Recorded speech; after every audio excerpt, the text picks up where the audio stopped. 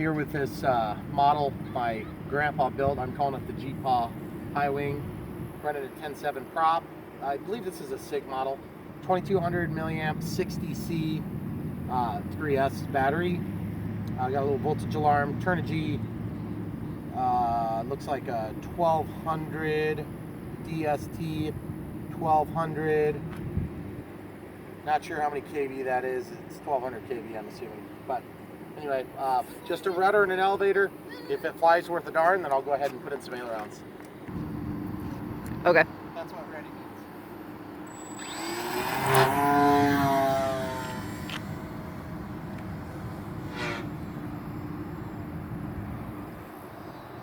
It's about 10% throttle now. It flies really fast, actually. Real surprised by that. Try to bring it in for a little bit slower.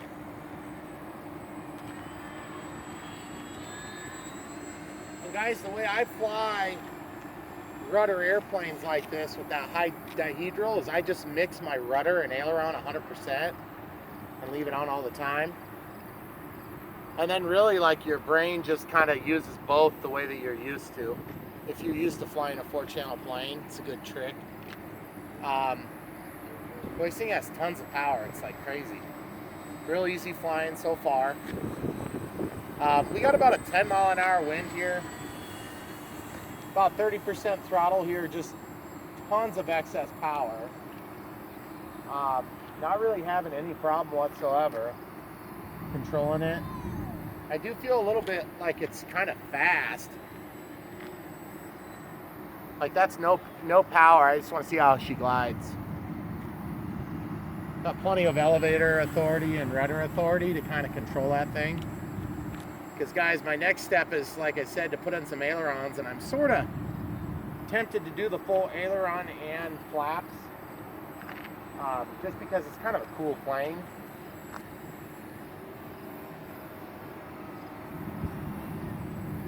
So we'll do a flip. I don't think I'm going to be able to roll it fast enough to do a barrel roll, but I'll come in for a little bit lower pass here.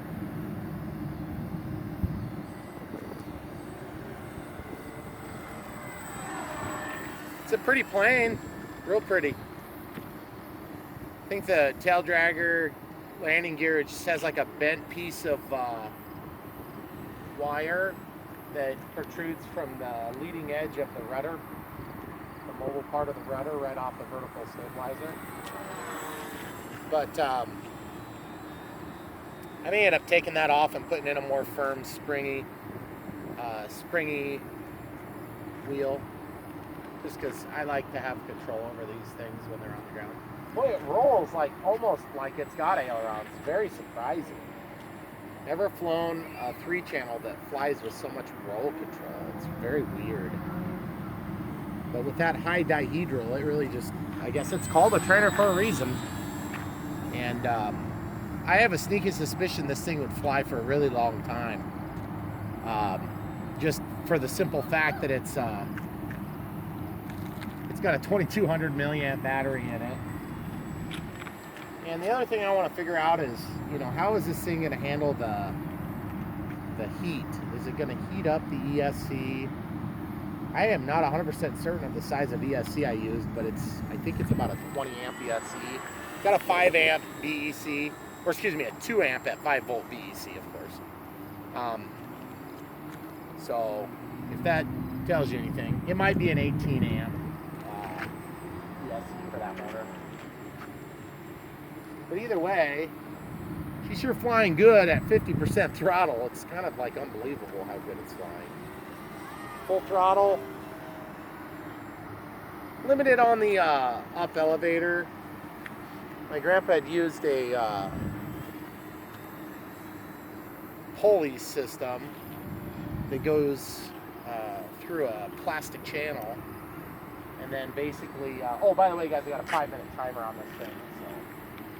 But that channel was preventing the elevator from going in the upthrow.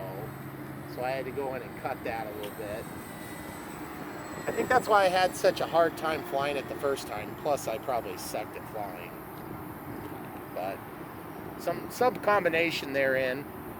There's a barrel roll, guys, just a rudder only barrel roll. Well, that thing is fast. It's like 100, or is it just It in is. my head? Nope, it is.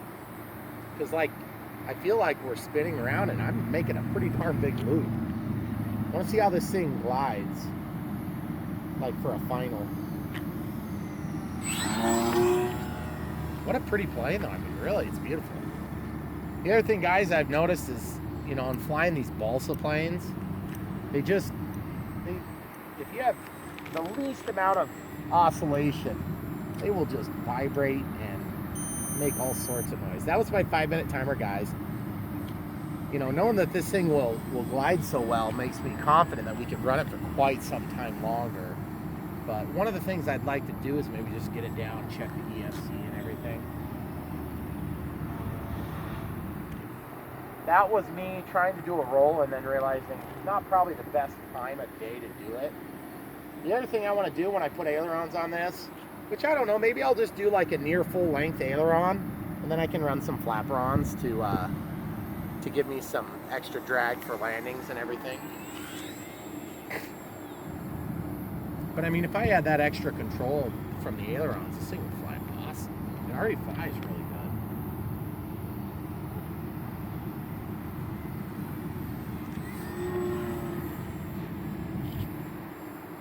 What do you think? I'm taking it for a landing?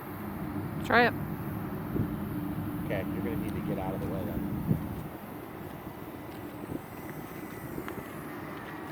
You weren't out of the way quick enough, so Sorry. to spawn properly. I want you over by the pole.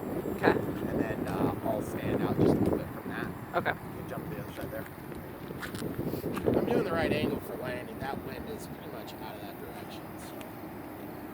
Right. Here we go. Getting into my final. No way to slow the plane down because there's no flaps other than basically putting some. Well, that worked out pretty good. Let's check the temperature stuff. Not up with Ready? Yep. Motor is not hot, it's a little bit warm. Made a little quick latch there out of a Listerine lid today.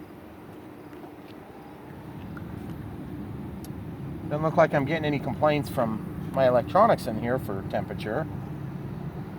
Battery's not hot at all. Obviously my low voltage warning isn't going off, so we're okay for the moment. Of course, who knows how long that'll go. I could probably run a little bit lighter pack in this thing. 2200 3S is probably a lot for this airplane, but it CG'd out really well, so I said forget it. Just gonna reach in and touch the ESC. It's warm, lukewarm, maybe 110 degrees. All right, guys, I'm gonna keep flying for a little bit longer. We'll see what type of flight time we got on this, barring our 2-minute stop there, and get it back up in the air.